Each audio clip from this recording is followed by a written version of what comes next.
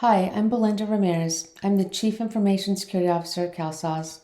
And in this next video, I'll be sharing some important security travel information and some tips to help you avoid potential pitfalls. As you can see, there are a lot of things to be aware of, and we're bound to come across some of these things along the way. Part of our journey is heightening security awareness, understanding the dangers, and how we coordinate and collaborate when we hit a bump in the road. As you all know, information security is at the forefront of our organizations. As we get all 58 counties into CalSAWS and go on this journey together, we have to make sure that cybersecurity stays on the forefront. And when we encounter bumps in the road, we work through these things together and stay coordinated. In 2021, we saw stolen user credentials the most common root cause of breaches, and phishing schemes responsible for ransomware attacks and fraudulent crimes. We also saw back-to-back ransomware attacks on Colonial Pipeline and JBS Foods. And in California, cybercriminals attacked private and public sectors across the board.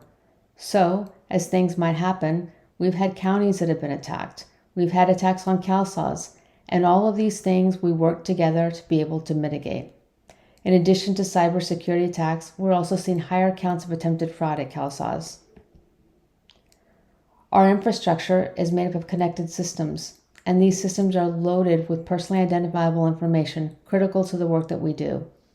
Our dependence on this infrastructure makes us vulnerable to cyber attacks and fraud, and when everything is connected, everything is at risk. Keeping security at the forefront is all part of our journey and responsibility. Now, let's reflect on 2021. What do we know today? Well, we know phishing attacks are on the rise. User credentials are being found on the dark web. Ransomware is introduced when users are tricked into clicking on links in email, and an attack can have devastating effects. So now, let's look at how to avoid these potential pitfalls. Cybercriminals will use email account addresses you think you can trust in fraud phishing. In this type of email phishing, the hacker uses a spoofed account or an email address very similar to a real company address. Also, watch out for bad grammar, generic greetings, and emails with links or attachments.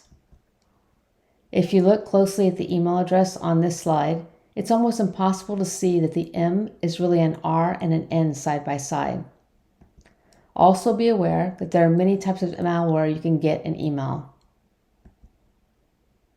And in closing, I wanted to reiterate that as we go on this journey together, we have to make sure that cybersecurity stays on the forefront.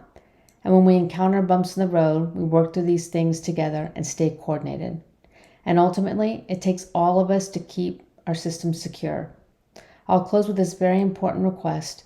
If you hear, see, or suspect a security incident or fraud, no matter how insignificant it may seem, report it. I thank you in advance for your time and attention. Stay alert, stay connected, and stay safe.